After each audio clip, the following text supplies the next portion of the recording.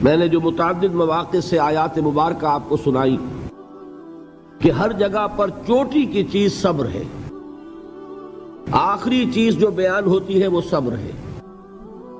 سورۃ العصر میں آخری بات وَتَوَاصَوْا بِالصَّبْرِ یا ایھا الذین آمنوا استعینوا بالصبر والصلاۃ، اے ایمان والو مدد حاصل کرو صبر سے اور نماز سے۔ ان اللہ مع الصابرین، اللہ تعالیٰ صبر کرنے والوں کے ساتھ ہے۔ اور پھر آگے چل کر وبشر الصابرین الذین اذا اصابتهم مصیبۃ قالوا انا للہ وانا الیہ راجعون، اے نبی بشارت دیجئے، خوشخبری دیجئے ان صبر کرنے والوں کو کہ جن پر جب بھی کوئی تکلیف یا مصیبت نازل ہوتی ہے تو کہتے ہیں کہ ہم اللہ ہی کے ہیں اور اللہ ہی کی طرف ہمیں لوٹ جانا ہے۔ صبر کا مفہوم ہے اپنے آپ کو تھامنا، روکنا، برداشت کرنا، تحمل کرنا، اور جو بھی اپنا ایک طے شدہ مقصد ہے کسی بھی مخالفت سے بددل ہوئے بغیر، کسی بھی تکلیف یا مصیبت سے ہراساں ہوئے بغیر اس کی طرف پیش قدمی کیے چلے جانا۔ بڑی سخت سردی پڑ رہی ہے، فجر کا وقت ہے، گرم پانی کا اہتمام نہیں ہے، اب اس وقت فجر کی نماز کے لیے اٹھنا، ٹھنڈا پانی اگر ہے تو وضو تو کرنا ہوگا، اس ٹھنڈے پانی سے وضو کرنا، اس وقت لحاف سے نکلنا ہی بہت مشکل، ٹھنڈے پانی سے وضو کرنا اور مصیبت۔ یہ جب تک انسان میں صبر کا مادہ نہ ہوگا ممکن ہی نہیں۔ اس کو کہیں گے صبر علی الطاعہ، اطاعت پر صبر کرنا۔ ناگواری محسوس ہو رہی ہے لیکن اس ناگواری کو برداشت کرتے ہوئے انسان اللہ کے حکم کے اوپر جمع رہے، اللہ کے حکم پر عمل کرے۔ یہ کیا ہے؟ یہ صبر ہے۔ اگر یہ صبر نہیں ہے تو ظاہر بات ہے کہ انسان اللہ کے اس حکم پر عمل نہیں کر سکے گا۔ صبر کا مادہ نہیں ہوگا تو آپ کام نہیں کر سکیں گے۔ اور اسی کا ایک دوسرا رخ ہے، جب آپ دعوت حق کے لیے کھڑے ہوں گے پہلا قدم کیا آتا ہے؟ استہزاء، تمسخر، مذاق اڑانا، جس کی میں مثال اب دینا چاہتا ہوں محمد الرسول اللہ صلی اللہ علیہ وسلم کی شخصیت سے۔ دیکھیے ہم کیا اور ہماری بساط کیا، ہم کیا مبلغ ہوں گے، کیا داعی ہوں گے، ہمارے اپنے دامن پر داغ ہوتے ہیں، لیکن یہ کہ محمد الرسول اللہ کے دامن پر کوئی داغ تھا؟ ان کو تو سارے مکے والے الصادق الامین کہتے تھے، نہایت محبوب شخصیت تھے، ان کے لیے تو جا صادق جا الامین یہ الفاظ سننے میں آتے تھے، آنکھوں کا تارا۔ لیکن جب آپ نے دعوت اب شروع کی، اب قرآن مجید میں دیکھیے کسی نے کہا مجنون ہو گئے، دماغ خراب ہو گیا، پاگل ہو گئے، اجی شاعر ہیں، کچھ شعر جوڑ لیتے ہیں ہم پر دھوس جماتے ہیں۔ کسی نے کہا ساحر ہیں، کچھ جادو سیکھ لیا ہے، یہاں تک کہ ایسے بدبخت بھی پیدا ہوئے، قرآن میں ہے ساحر کذاب، سحر کرنے والا جادوگر نہایت جھوٹا۔ یہ الفاظ کہے جا رہے ہیں کس کی شان میں؟ محمد الرسول اللہ صلی اللہ علیہ وسلم۔ قرآن میں نقل کیا گیا یا ایھا الذی نزل علیہ الذکر انک لمجنون۔ کبھی آپ نے اس کا ترجمہ سوچا؟ ہے وہ شخص، دیکھیے تصور کیجئے حضور جا رہے ہیں، تشریف لے جا رہے ہیں، کسی دعوت میں ہے، تبلیغ میں، یا ویسے ہی تشریف لے جا رہے ہیں، اور کوئی ایک جمگھٹا ہے لوگوں کا، ادھر سے فقرہ آتا ہے، تیر کی طرح لگتا ہے دل میں جا کر محمد کے صلی اللہ علیہ وسلم۔ اے وہ شخص جس کا یہ خیال ہے کہ اس پر کوئی ذکر نازل ہو رہا ہے، ہمارے خیال میں تو تمہارا دماغ خراب ہو گیا ہے۔ یا ایھا الذی نزل علیہ الذکر انک لمجنون، کہا کہ نہیں کہا؟ اور یہ نہ سمجھیے کہ حضور صلی اللہ علیہ وسلم کے قلب مبارک کو تکلیف نہیں ہوتی تھی۔ میں قرآن سے ثابت کروں گا، میں کہیں کوئی کہانیاں بیان نہیں کرنا چاہتا۔ قرآن نے کہا ہے وَلَقَدْ نَعْلَمُ انک یضیق صدرک بما یقولون، اے نبی ہمیں خوب معلوم ہے صلی اللہ علیہ وسلم کہ جو کچھ یہ لوگ کہہ رہے ہیں اس سے آپ کا سینہ بھنجتا ہے، یہ جو گھٹن ہوتی ہے، صدمہ ہوتا ہے۔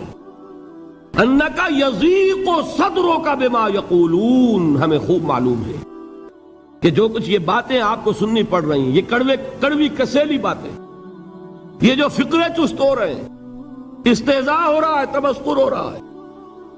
سورہ حجر میں ہے، ایک جگہ کھڑے ہوئے لوگ قرآن کا مذاق اڑا رہے ہیں، بھائی فلاں آیت تم لے جانا، فلاں آیت میری ہوگی، اس کے ٹکڑے کر رہے ہیں، اس کے ٹکڑے حصے بکھرے کر کے قیمہ بنا کر ان آیات کا تمسخر اڑا رہے ہیں۔ ایک جگہ قرآن مجیدی میں مذکور ہے کہ فرشتوں کا مذاق اڑ رہا ہے، بھائی یہ دیکھو محمد نے کہا ہے صلی اللہ علیہ وسلم کہ جہنم پر تو کل 19 فرشتے ہیں، علیہا 19 قرآن میں آیت نازل ہوئی۔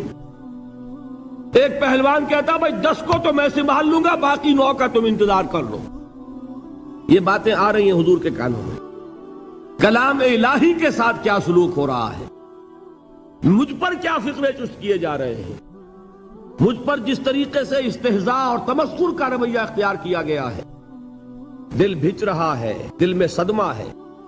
دیکھیے سورہ نون ہے، اور میرے نزدیک یہ دوسری وحی ہے جو حضور پر نازل ہوئی ہے، اس کی ابتدائی آیات، نون والقلم وما یسطرون ما انت بنعمت ربک بمجنون وان لک لاجرا غیر ممنون وانک لعلی خلق عظیم فستبصر ویبصرون بأیکم المفتون ان ربک هو یعلم بمن ضل عن سبیلہ وهو اعلم بالمہتدین۔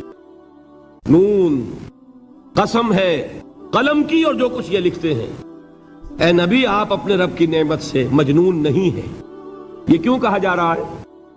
حضور کو جو صدمہ پہنچا ہے وہی نازل ہوئی ہے دل جوئی کے لیے، تسلی کے لیے۔ آپ کیوں برا منا رہے ہیں؟ اے نبی آپ کیوں صدمہ اور رنج اور اندوہ محسوس کر رہے ہیں؟ ان بدبختوں کے کہنے سے کوئی آپ مجنون ہو جائیں گے؟ مانتا بے نعمت ربک بمجنون وَإِنَّ لَكَ لَأَجْرًا غَيْرَ مَمْنُونَ، آپ کو جو یہ صبر کرنا پڑ رہا ہے، آپ کو جو یہ جھیلنا پڑ رہا ہے، اس کی وجہ سے آپ کو وہ اجر ملے گا جس کا سلسلہ کبھی منقطع نہیں ہوگا۔ وَإِنَّكَ لَعَلَىٰ خُلُقٍ عَظِيمٍ، اور اے نبی آپ تو خلق عظیم کے حامل ہیں۔ آپ کا اخلاق، آپ کا کردار، آپ کی سیرت، آپ کی شخصیت میں طہارت، نفاست، پاکیزگی، آج تک دنیا نے کوئی پاگل، کوئی مجنون ایسا بھی دیکھا؟ یہ ساری باتیں اللہ تعالی حضور کی دلجوئی کے لیے فرما رہے ہیں۔ اس سے آپ اندازہ کیجئے کہ کتنا صدمہ ہوتا ہوگا۔ یہی ہے، اس ساری چیز کو جمع کیجئے تو یہ چیز کیا ہے؟ وَاصْبِرْ عَلَىٰ مَا يَقُولُونَ وَاهْجُرْهُمْ هَجْرًا جَمِيلًا، صبر کرو اے نبی، صبر کرو اے محمد صلی اللہ علیہ وسلم، جھیلو اور برداشت کرو اس پر جو یہ کہہ رہے ہیں۔ یریدون لیطفئوا نور اللہ بافواہہم، یہ چاہتے ہیں کہ اللہ کے نور کو اپنے منہ سے بجھا دیں، پھونکے مار کے ہی بس۔ نور خدا ہے کفر کی حرکت پہ خندہ زن، پھونکوں سے یہ چراغ بجھایا نہ جائے گا۔ یریدون لیطفئوا نور اللہ بافواہہم واللہ متم نورہ ولو کرہ الکافرون، یہ چاہتے ہیں کہ اپنے منہ کی پھونکوں سے اللہ کے نور کو بجھا دیں، حالانکہ اللہ تعالیٰ تو اپنے نور کا اتمام فرما کر رہے گا، خواہ ان کافروں کو کتنا ہی ناگوار ہو۔ اس کی ترجمانی ہے نور خدا ہے کفر کی حرکت پہ خندزن، پھونکوں سے یہ چراغ بجھایا نہ جائے گا۔ یہی وجہ ہے، دیکھیے مکی صورتوں میں خود نبی اکرم صلی اللہ علیہ وسلم کو اتنے مختلف پیرایوں میں صبر کا حکم دیا گیا۔ کچھ مثالیں میں دے چکا ہوں، وَلِرَبِّكَ فَاصْبِرْ، اسی طریقے سے وَاصْبِرْ كَمَا صَبَرَ أُولُو الْعَزْمِ مِنَ الرُّسُلِ، اے نبی صبر کیجئے جیسے کہ صبر کیا ہمارے اولو العزم رسولوں نے۔ وَاصْبِرْ وَمَا صَبْرُكَ إِلَّا بِاللَّهِ، اے نبی صبر کیجئے اور آپ کا صبر تو اللہ ہی کے سہارے ہے۔ وَاصْبِرْ لِحُکْمِ رَبِّكَ، یہ سورہ نون جس کی ابتدائی آیات میں نے آپ کو سنائی، نون والقلم وما یسطرون ما انت بنعمت ربک بمجنون، اس کا اختتام کیا ہوتا ہے؟ وَاصْبِرْ لِحُکْمِ رَبِّكَ وَلَا تَكُنْ كَصَاحِبِ الْحُوتِ اِذْ نَادَىٰ وَهُوَ مَكْظُومٌ، اے نبی صبر کیجئے اپنے رب کے فیصلے کا، انتظار کیجئے اور اس مچھلی والے کے مانند نہ ہو جائیے۔ مچھلی والا کون؟ حضرت یونس علیہ السلام۔ مچھلی والے نے اپنے دینی حمیت اور غیرت جو تھی اس کی وجہ سے اللہ کے حکم کا انتظار نہیں کیا، اپنی قوم کو چھوڑ کر چل دیے۔ نبی کا، رسول کا یہ معاملہ ہوتا ہے، جیسے کہ آپ کو معلوم ہے کوئی افسر ہے کسی حکومت کا، وہ اپنی پلیس آف ڈیوٹی کو نہیں چھوڑ سکتا، he must stick to his place of duty. بڑے افسرز کے لیے تو یہ بہت بہت اہم بات ہے۔ تو اے رسول، جہاں آپ کو ہم نے تعینات کیا ہے آپ وہاں سے ہل نہیں سکتے کہ ذرا مخالفت ہوئی، لوگوں نے فقرے چست کیے اور آپ کہیں اور چل دیے، دفع ہوئیے، یہ بات نہیں سننا چاہتے میں کسی اور کو سناؤں گا، ہو سکتا ہے نا؟ ہم تو کرتے ہیں نا یہ، اس لیے کہ ہمیں تو اللہ نے کہیں تعینات تو نہیں کیا نا۔ اگر ایک جگہ کے لوگ بات نہیں سنتے، چلو بھائی ہم کہیں اور جائیں گے، وہاں بات سنائیں گے۔ لیکن رسول کا معاملہ ہوتا ہے جو اس کی پلیس آف اپوائنٹمنٹ ہے، he cannot leave his place without the express permission of Allah subhanahu wa ta'ala۔ آپ نے یہ سنا ہوگا، سیرت کی تقاریر میں پڑھا ہوگا کہ مدینے کی طرف ہجرت کی اجازت حضور نے تمام صحابہ کو دے دی، خود منتظر رہے جب تک کہ اللہ کی طرف سے اجازت نہیں آ گئی۔ حضرت ابوبکر پوچھتے رہتے تھے حضور اجازت آ گئی کہ نہیں؟ نہیں ابھی نہیں آئی۔ حضور اذن آ گیا؟ نہیں آیا، ابھی نہیں آیا۔ حبشہ کی طرف سب کو بھیج دیا، اجازت دے دی جو جانا چاہے چلا جائے۔ حضور کی صاحبزادی جو حضرت عثمان کے نکاح میں تھی وہ بھی ہجرت کر رہی ہے، لیکن حضور تو نہیں گئے۔ رسول نہیں چھوڑ سکتا اپنی جگہ کو، یہاں تک کہ تمام تقریباً صحابہ چلے گئے، حضور رہ گئے، حضرت ابوبکر رہ گئے، حضرت علی رہ گئے، اور حضرت ابوبکر پوچھ رہے ہیں بار بار اجازت آئی یا نہیں؟ نہیں ابھی نہیں آئی۔ حضرت عائشہ نے واقعہ بیان کیا کہ ایک روز اچانک دوپہر کے وقت ہم نے دیکھا کہ حضور نے اپنے پورے جسم کو ڈھانپا ہوا ہے، چہرے کو بھی کپڑے میں ڈھانکا ہوا ہے اور تشریف لا رہے ہیں۔ یہ اس میں تعجب کی بات یہ کہ عرب میں آج بھی آپ کو معلوم ہے کہ یہ چیز جو ہے ان کی روایات کے خلاف ہے کہ دوپہر کے وقت کوئی کسی سے ملنے جائے۔ یہ وقت جو ہے قیلولے کا ہے، آرام کا ہے۔ تو این ٹھیک دوپہر کے وقت تشریف لائے حضور، آپ نے آ کے حضرت ابوبکر سے فرمایا کہ اجازت آ گئی ہے۔ حضرت ابوبکر نے بہت خوش ہو کر ایک بات کہی، حضور میں نے 2 اونٹنیاں تیار کی ہوئی ہیں۔ یعنی اب آپ وہ تو سوچتے تھے نا شاباش ملے گی کہ میں نے تیاری کی ہوئی ہے، میں نے 2 اونٹنیوں کو خوب کھلا پلا کے فربا کیا ہوا ہے، بڑی توانا ہے تاکہ ہم تیزی کے ساتھ سفر کر سکیں۔ حضور نے توقف کیا، فرمایا ہاں ٹھیک ہے، 1 اونٹنی میں استعمال کروں گا لیکن میں اس کی قیمت ادا کروں گا۔ حضرت ابوبکر کی آنکھوں میں آنسو آ گئے، روتے ہوئے کہا حضور مجھ سے یہ مغایرت، کیا یہ جان اور مال کسی اور کے لیے ہے؟ آپ مجھ سے بھی کہہ رہے ہیں میری اونٹنی جو ہے وہ بھی بلا معاوضہ آپ قبول نہیں فرما رہے۔ یہ ہے محمد الرسول اللہ کی غیرت اور حمیت کا معاملہ۔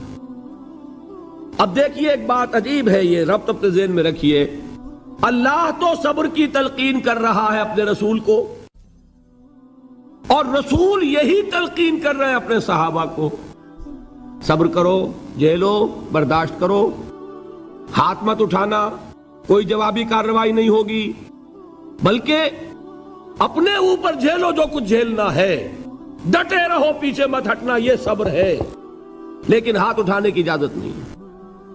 چنانچہ اب ذرا چشم تصور سے دیکھیے، ابو جہل اس نے جو بدترین روش اختیار کی، وہ ایک خاندان تھا حضرت یاسر، ان کی اہلیہ حضرت سمیہ اور ان کے فرزند حضرت عمار رضی اللہ تعالی عنہم۔ یہ غلام نہیں تھے، حضرت سمیہ تو کنیز تھیں لیکن یاسر غلام نہیں تھے۔ ان کی کہانی یہ ہے، واقعہ یہ ہے کہ یہ بہت نیک آدمی تھے یاسر، یمن کے باشندے، انہیں کو خواب میں بشارت ہوئی کہ نبی کا ظہور ہونے والا ہے مکے میں، جاؤ شاید ان کے قدموں تک پہنچ جاؤ۔ یہ یمن سے ترک وطن کر کے مکے آ گئے۔ ابو جہل کا ایک چچا تھا، بہت شریف النفس انسان، اس کے ساتھ معاہدہ کیا حلیف بن کر، اور وہ مکے میں رہنے لگے۔ اس لیے کہ یہ نوٹ کر لیجئے، مکہ اس وقت ایک قبیلے کا شہر تھا، صرف قریش۔ یا قرشی رہ سکتا تھا وہاں، یا قرشی کا حلیف، کہ اگر تو کسی قرشی نے آپ کو امان دی ہوئی ہے تو آپ رہ سکتے ہیں مکے میں، ورنہ نہیں۔ یا تیسرے قرشی کا غلام، غلام تو ملکیت ہی ہے اس کی، جیسے بھیڑ بکری ہے کسی قرشی کی، اسی طرح اس کے غلام ہے۔ یہ تین کیٹیگریز تھی انسانوں کی مکے میں۔ اسی کو نوٹ کیجئے کہ جو بیچارے غلام تھے وہ سب سے زیادہ ستائے گئے، اس لیے کہ غلاموں کے تو حقوق ہی کوئی نہیں تھے۔ بلال غلام تھے، ابو فقی غلام تھے، زنیرہ ایک کنیز تھی، ان کو جو ماریں پڑی ہیں اس کا آپ کو معلوم ہے۔ حضرت بلال کے ساتھ جو کچھ امیہ ابن خلف نے کیا، کہ جس طریقے سے کہ حیوانوں کی لاشیں جو ہے کھینچ کر گھسیٹ کر لے جائی جاتی ہیں، ان کی گردن میں رسی ڈال کر گھسیٹتے، اسی طریقے سے حضرت بلال کے گردن میں رسی ڈال کر ٹھیک دوپہر کے وقت مکے کی سنگلاخ گلیوں کے اندر گھسیٹا جاتا تھا۔ نیچے زمین جل رہی ہے توے کی طرح، اور ویسا بھی ہوتا تھا کہ چت لٹا دیا، اوپر سے وہ آگ مکے کا، کہ سورج جو ہے ذرا نوٹ کیجئے، آگ برسا رہا، نیچے زمین توے کی طرح جل رہی ہے، اور ایک بھاری سل بھی لا کر جو ہے سر پر رکھ دی، چھاتی پر رکھ دی گئی ہے کہ آواز نہیں نکل رہی، جھاگ نکل رہے منہ سے، لیکن اس حال میں بھی احد احد احد، ایک ایک اللہ، قل هو اللہ احد، الفاظ نکل رہے۔ یہ ہے وہ صبر، صبر علی الابتلاء، صبر علی الایذاء۔ یہ ابتلاء اور ایذاء پر صبر ہے، جھیلو برداشت کرو، اس توحید پر قائم رہو، محمد کی رسالت کے اقرار کرتے رہو صلی اللہ علیہ وسلم، لیکن ہاتھ نہیں اٹھانا۔ اب میں آپ کو بتا رہا تھا یہ تو غلام تھے، یہ جو تھے یاسر، یہ حلیف تھے، غلام تو نہیں تھے نا۔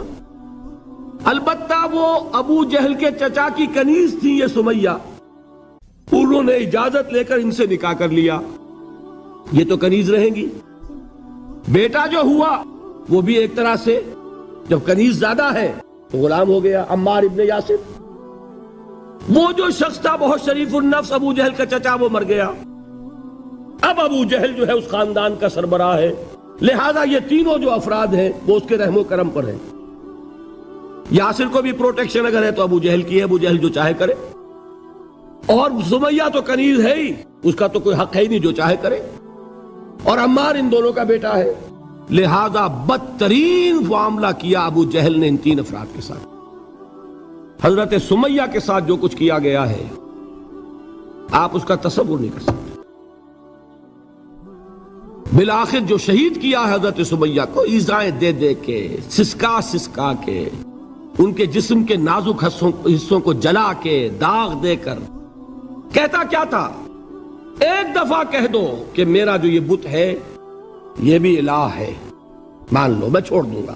تنگ آ گیا، کسی طریقے سے ایک دفعہ کہہ دو پھر میں چھوڑ دوں گا۔ لیکن یہ میاں بیوی حضرت یاسر اور حضرت سمیہ رضی اللہ تعالی عنہما، یہ ہے ثبات، یہ ہے صبر، یہ ہے استقلال، ایک مرتبہ بھی کہنے کے لیے تیار نہیں ہو، جو چاہو کر لو، اب ہم تو اس سے پیچھے نہیں ہٹیں گے۔ تنگ آ کر اس نے حضرت سمیہ کی تو شرمگاہ میں برچھا مارا ہے اور شہید کیا۔ حضرت یاسر کے بارے میں ایک روایت یہ ہے، ستا ستا کے، تنگ کر کر کے، آخر کار جو ختم کیا، انہیں شہید کیا کس طرح، 4 سانڈ اونٹ جوان، ان سے رسے باندھے، ایک رسے سے ایک بازو باندھا، دوسرے سے دوسرا بازو باندھا، تیسرے سے ایک ٹانگ باندھی، چوتھے سے دوسری ٹانگ باندھی، اور چاروں کو دوڑایا ہے کہ جسم کے پرخچے ہو گئے۔ اس وقت سامنے سے حضور گزرتے تھے جبکہ آل یاسر کے ساتھ یہ معاملہ ہو رہا ہے، کیا فرماتے تھے، اسبروا یا آل یاسر فإن موعدکم الجنہ، اے یاسر کے گھر والوں صبر کرو، جھیلو، اس لیے کہ تمہارے وعدے کی جگہ جنت ہے۔ اللہ تعالیٰ ادھر آنکھ بند ہوگی ادھر جنت میں تمہارا داخلہ ہو جائے گا۔ یہ ہے تواصوا بالصبر والعصر ان الانسان لفی خسر۔ یہ تواصوا بالصبر پر کون عمل کر رہا ہے؟ محمد الرسول اللہ صلی اللہ علیہ وسلم۔ دے تو بھی محمد کی صداقت کی گواہی۔ یہ صداقت کی گواہی دیتے ہوئے انہوں نے اپنی جانیں دے دی۔ 4 سے لے کر 12 تک 8 برس اس کو کہتے ہیں پرسیکیوشن، فزیکل پرسیکیوشن، تشدد، مار پیٹ، جلانا، دہتے ہوئے انگاروں پر لٹانا، فاقے رکھنا، بھوکے رکھنا، ان کو ڈال دی گئی زنجیریں، گھروں میں بند کر دیا گیا نوجوانوں کو۔ حضرت عثمان کو چچا نے ان کے ایک چٹائی کے اندر لپیٹا اور دھونی دے دی، دم گھٹ رہا ہے، جان نکل رہی ہے۔ حضرت مصعب بن عمیر رضی اللہ تعالی عنہ، وہ نوجوان 200 درہم کا جوڑا ان کا سل کر آتا تھا شام سے تیار ہو کر، لباس معطر ہوتا تھا، جدھر سے نکل گیا پوری گلی جو ہے وہ معطر ہو گئی، انگلیاں اٹھ رہی ہیں، وہ جا رہا ہے مصعب، یہ خوشبو اس کی ہے۔ اس مصعب کے ساتھ کیا سلوک کیا؟ باپ تو مر چکا تھا، ماں نے پالا تھا، دولت بہت چھوڑ کر گیا تھا باپ، لہذا ماں نے بڑے ناز و نام میں پالا، بڑے لاڈ پیار میں، 200 درہم کا جوڑا تیار ہو رہا ہے۔ لیکن یہ کہ آپ کو معلوم ہے عرب کے اس معاشرے میں عورت کی کوئی حیثیت نہیں تھی، ماں کا اختیار نہیں تھا، چچا تھا اب سربراہ خاندان کا۔ چچا نے کہا مصعب اگر تم نے اپنے باپ کا دین چھوڑ دیا ہے تو باپ کی دولت پر بھی تمہارا کوئی حق نہیں ہے، نکل جاؤ گھر سے۔ اس نے یہ سوچا تھا کہ مصعب کے ہوش ٹھکانے آ جائیں گے، دن میں تارے نظر آ جائیں گے، ناز و نام میں پلا ہوا گھر سے نکل کے جائے گا کہاں، یہ سارا نشہ جو ہے توحید کا یہ حیران ہو جائے گا۔ حضرت مصعب کا جواب بالکل برعکس تھا، اچھا ٹھیک ہے چچا جان میں گھر چھوڑتا ہوں۔ وہی بات جو کبھی کہی تھی ابراہیم نے، باپ نے کیا کہا تھا؟ واجرنی ملیہ، جاؤ چلے جاؤ، دفع ہو جاؤ میری نگاہوں سے۔ حضرت ابراہیم نے کیا جواب دیا تھا؟ سلام علیک ساستغفر لک ربی انہ کان بی حفیہ۔ اچھا ابا جان آپ کا حکم یہی ہے تو میں چلتا ہوں، آپ پر سلامتی ہو، میرا رب مجھ پر بڑا مہربان ہے، میں اس سے آپ کے لیے استغفار کروں گا۔ چل دیے۔ یہی جو ہے حضرت ابراہیمی کی نسل ہے نا قریش۔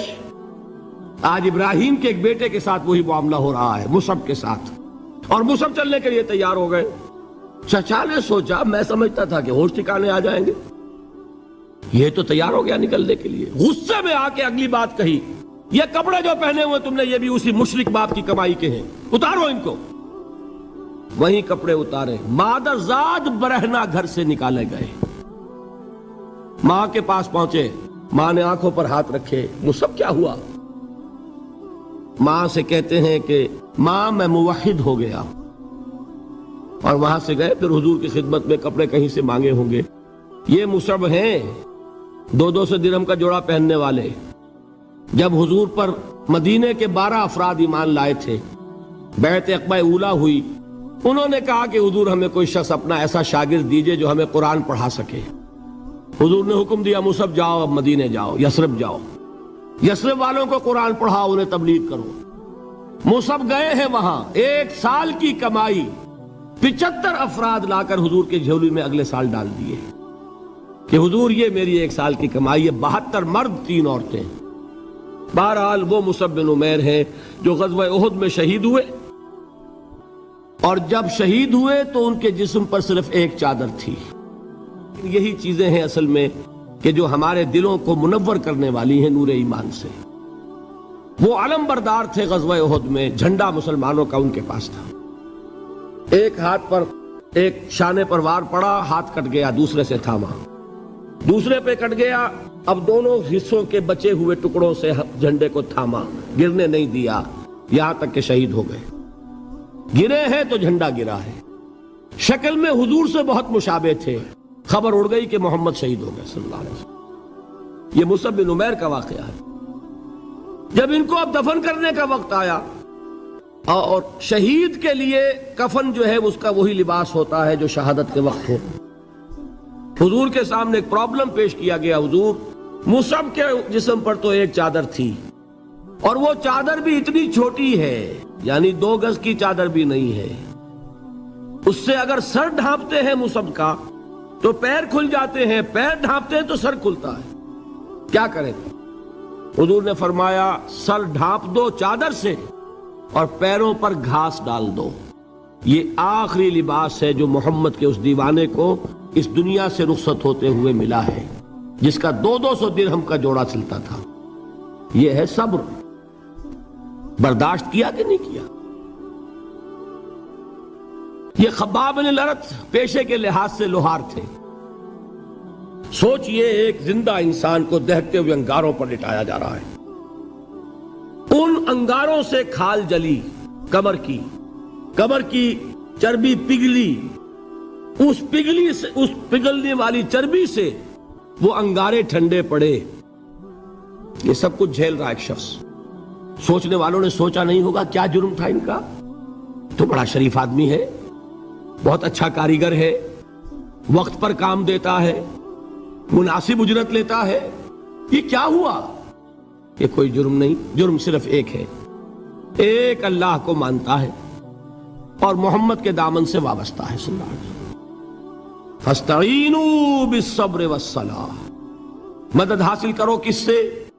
صبر سے اور نماز سے۔ ان اللہ مع الصابرین، جان لو کہ اللہ تعالیٰ صبر کرنے والوں کے ساتھ ہے۔ وَلَا تَقُولُوا لِمَنْ يُقْتَلُ فِي سَبِيلِ اللَّهِ أَمْوَاتٌ، اور ہرگز نہ کہو اسے جو اللہ کی راہ میں قتل ہو جائے کہ وہ مردہ ہے۔ بل احیاء ولکن لا تشعرون، نہیں، وہ زندہ ہے لیکن تمہیں ان کا شعور نہیں ہے۔ اور سنیے اب یہ آیت اہم ترین ہے صبر کے موضوع پر۔ وَلَنَبْلُوَنَّكُمْ بِشَيْءٍ مِّنَ الْخَوْفِ وَالْجُوعِ وَنَقْصٍ مِّنَ الْأَمْوَالِ وَالْأَنفُسِ وَالثَّمَرَاتِ وَبَشِّرِ الصَّابِرِينَ، اور دیکھو ہم تمہیں آزمائیں گے۔ وَلَنَبْلُوَنَّكُمْ، ہم لازماً آزمائیں گے تمہیں، بِشَيْءٍ مِّنَ الْخَوْفِ، خوف کی کیفیت طاری کر کے، والجوع، بھوک، فقر اور فاقہ، ونقص من الاموال، مالی نقصان، والانفس، جانی نقصان، والثمرات، اور ثمرات، پھلوں اور میووں کا نقصان۔ میرے نزدیک یہاں پر ثمرات کا مفہوم ایک اور بھی ہے۔ ایک تو صاف تھا کھجور کی فصل تیار ہے، غزوہ تبوک جانے کا حکم مل گیا، کون اتارے گا؟ اور کھجور وقت پر اتری نہیں، برباد ہو جائے گی۔ یہ ہو رہا ہے نا میووں کا نقصان۔ اور میرے نزدیک یہاں یہ بھی ہے، بسا اوقات بہت سی محنتوں کا نتیجہ انسان دیکھتا ہے کہ ضائع چلا گیا، میں نے 10 سال محنت کی، حاصل کوئی نہیں نکلا۔ یہ ثمرات کیا ہے؟ محنتوں کے ثمرات کا ضیاع۔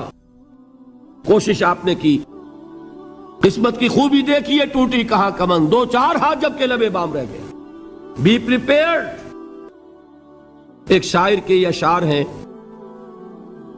یہ فصل امیدوں کی ہمدم اس بار بھی غارت جائے گی، سب محنت صبحوں شاموں کی اب کے بھی اکارت جائے گی۔ میرے نزدیک یہ ثمرات کا جو لفظ یہاں آیا ہے، وَنَقْصٍ مِّنَ الْأَمْوَالِ وَالْأَنفُسِ وَالثَّمَرَاتِ، سب محنت صبحوں شاموں کی اب کے بھی اکارت جائے گی۔ دھرتی کے کونوں کھدروں میں پھر اپنے لہو کی کھاد بھرو، پھر مٹی سینچو اشکوں سے، پھر اگلی رت کی فکر کرو، پھر اگلی رت کی فکر کرو، جب پھر ایک بار اجڑنا ہے۔ ایک فصل پکی تو بھر پایا، تب تک تو یہی کچھ کرنا ہے۔ ایک مقصد ہے سامنے، انقلاب برپا کرنا ہے۔ ایک کوشش ناکام ہو جائے کوئی پرواہ نہیں، نیکسٹ، پھر تیار رہو ناکامی کے لیے۔ ایسا نہ ہو جو انگریزی میں کہتے ہیں hope for the best but be prepared for the worst. ایسا نہ ہو کہ دوسری مرتبہ ناکام ہو کے بددل ہو جاؤ، تمہاری ہمتیں جواب دے جائیں، نہیں، پہلے سے تیار رہو کہ دوسری مرتبہ بھی ناکامی آئے تو آئے، لیکن جب تک کہ کامیابی حاصل نہیں ہوتی ہمیں یہ کام کیے چلے جانا ہے۔ دیکھیے سیرت میں آیا کہ نہیں یہ واقعہ؟ بدر میں مسلمانوں کو فتح ہوئی تو احد میں زک پہنچی کہ نہیں؟ 70 صحابہ شہید ہوئے کہ نہیں؟ اگر ان کی ہمتیں جواب دے جاتی تو گاڑی کیسے چلتی آگے؟ تو فرمایا وَلَنَبْلُوَنَّكُمْ بِشَيْءٍ مِّنَ الْخَوْفِ وَالْجُوعِ وَنَقْصٍ مِّنَ الْأَمْوَالِ وَالْأَنفُسِ وَالثَّمَرَاتِ، ہم تمہیں لازماً آزمائیں گے خوف کی کیفیت سے، فقر و فاقے کی کیفیت سے، بھوک سے، جان کے نقصان سے، مال کے نقصان سے، محنتوں کے حاصل کے ضائع ہو جانے سے۔ وَبَشِّرِ الصَّابِرِينَ، اور اے نبی بشارت دیجئے صبر کرنے والوں کو۔ الَّذِينَ إِذَا أَصَابَتْهُمْ مُصِيبَةٌ، وہ کہ جب ان پر کوئی تکلیف آئے، کوئی مصیبت آئے، کوئی آزمائش آئے، قَالُوا إِنَّا لِلَّهِ وَإِنَّا إِلَيْهِ رَاجِعُونَ، وہ یہ کہیں کہ ہم اللہ ہی کے ہیں، اللہ ہی کی طرف لوٹ جانا ہے۔ یہ وہی انداز ہے جو میں نے فارسی کا شعر سنایا تھا آپ کو کہ سرے تسلیم خم ہے جو مزاج یار میں آئے۔ وہ ہمارا مولا ہے، ہمارا آقا ہے، اگر اسے یہی منظور ہے تو ہمیں بھی یہی منظور ہے۔ میں نے تسلیم و رضا کی بات کی تھی نا، آپ کو کچھ شعر سنائے تھے، ایک شعر اور سنیے، اور یہ کس کا ہے؟ محمد علی جوہر کا۔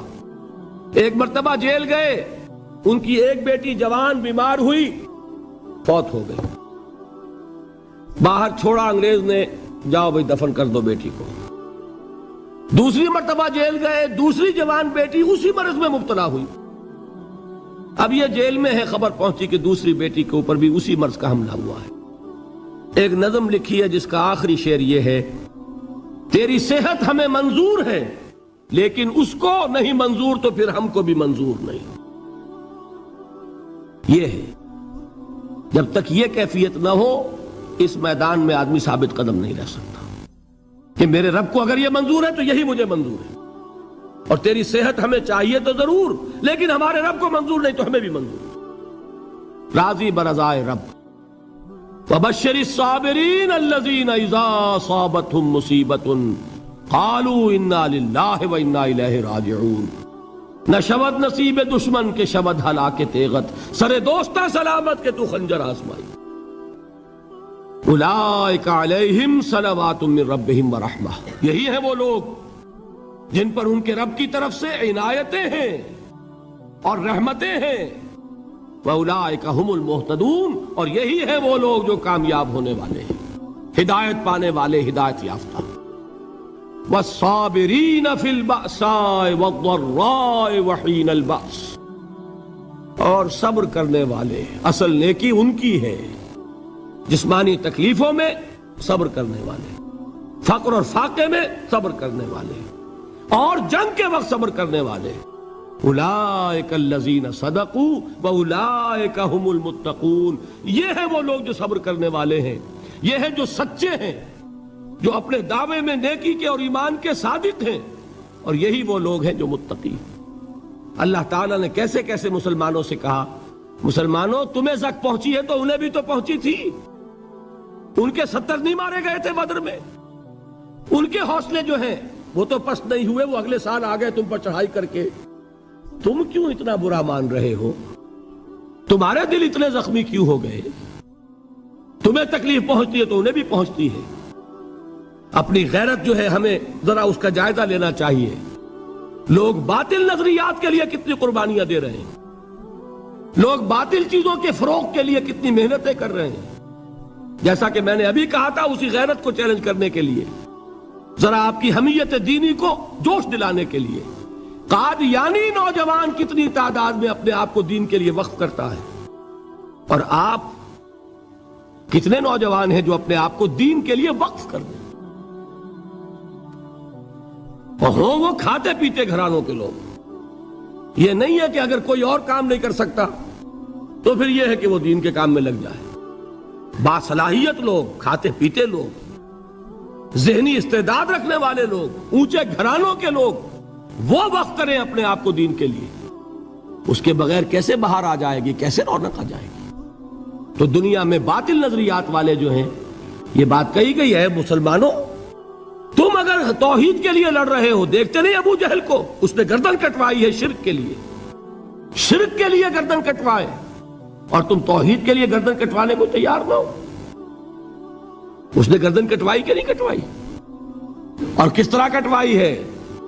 جو کہ بڑا متکبر قسم کا، فرعون قسم کا شخص تھا، جب گردن کاٹنے لگے تو کہتا ہے ذرا نیچے سے کاٹنا، تاکہ جب تم نیزے کے اوپر چڑھاؤ میرے سر کو تو اونچا نظر آئے، معلوم ہو سردار کا سر ہے۔ وہ بدبخت مرتے ہوئے بھی جو اس کی کیفیت تھی نا، اس کو ذہن میں رکھیے۔ تو یہ اس لوگوں نے قربانیاں دی، جانیں دی، تو فرمایا اگر تم ان سے زیادہ قربانی نہیں دو گے، یہ جو نوٹ کر لیجئے اس کو، مجرد اگر حق کو غالب کرنا اللہ کے ذمے ہو تو آنے واحد میں غالب کر دے گا، تمہیں تکلیف ہی دینے کی ضرورت نہیں۔ سمجھ رہے؟ کیا اللہ کے مقابلے میں کوئی باطل کی طاقت ٹھہر سکتی ہے؟ یہ تمہارے ایمان کا امتحان ہے، یہ تمہارے خلوص کی آزمائش ہے، یہ تمہارے امتحان کا ثبوت درکار ہے کہ اللہ تعالیٰ دیکھنا چاہتا ہے تم اس کے لیے اپنی جانیں قربان کرنے کو تیار ہو کہ نہیں، تم اس کے لیے تن من دھن لگانے کو تیار ہو کہ نہیں۔ اور یہ جان لو کہ اگر کفار اور مشرکین اور ملحدین اور باطل نظریات والے وہ جو کچھ قربانیاں اپنے باطل نظریات کے لیے دے رہے ہیں، ان سے زیادہ اگر تم نہیں دو گے تو حق غالب نہیں ہوگا۔ انہوں نے جو صبر کیا ہے اپنے باطل نظریات پر، اگر تم اس سے زیادہ صبر کا ثبوت نہیں دو گے اپنے اس حق پر تو حق غالب نہیں ہوگا۔ اس لیے فرمایا یا ایھا الذین آمنوا اصبروا وصابروا، نہ صرف یہ کہ صبر کرو بلکہ صبر میں اپنے دشمنوں سے آگے نکلو، ان کے صبر سے بڑھ کر صبر کرو۔ ورابطوا، مرابطہ کہتے ہیں چوکس رہنا، ہوشیار، پہرا دو، ایسا نہ ہو کہ دشمن جو ہے غفلت میں تمہارے اوپر کوئی حملہ جو ہے کر بیٹھے۔ واتقوا اللہ، اور اللہ کا تقوی اختیار کرو، لعلکم تفلحون، تاکہ تم فلاح پاؤ۔ یہ ہے حضرات تواصوا بالصبر۔ میں نے عرض کیا تھا ہر جگہ پر آپ کو چوٹی کی بات صبر ملے گا۔ آیت الکرسی، آیت البر جو میں نے آپ کو سنائی آخر میں، والصابرین فی الباساء والضراء وحین الباس، حامیم السجدہ، وما یلقاها الا الذین صبروا وما یلقاها الا ذو حظ عظیم۔